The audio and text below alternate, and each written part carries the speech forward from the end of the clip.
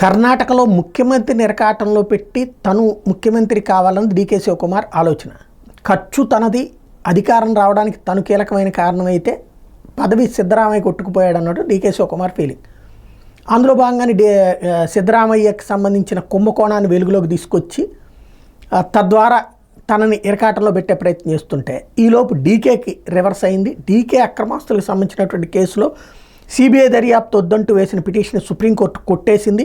శివకుమార్ తరపు సీనియర్ న్యాయవాది ముకుల్ రోహిత్గి వాదనలు వినిపించారు. అవినీతి నిరోధక చట్టంలో సెక్షన్ 17A ప్రకారం అనుమతి తీసుకోకుండానే ఈ అంశంలో సిబిఐ విచారణ ప్రారంభించిందని చెప్పారు. ఆదాయపు పన్ను శాఖ విచారిస్తున్న లావాదేవీల మీద సిబిఐ ఎఫ్ఐఆర్ దాఖలు చేయడానికి ప్రశ్నించారు. అయితే కర్ణాటక హైకోర్టు ఉత్తర్వుల్లో తాము జోక్యం చేసుకోబోమని జస్టిస్ బేలాయం త్రివేది, జస్టిస్ సతీష్ చంద్ర శర్మ ధర్మాసనం చెప్పింది.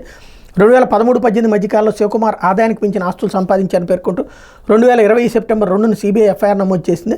దీన్ని 2021 హైకోర్టులో శివకుమార్ సవాల్ చేశారు.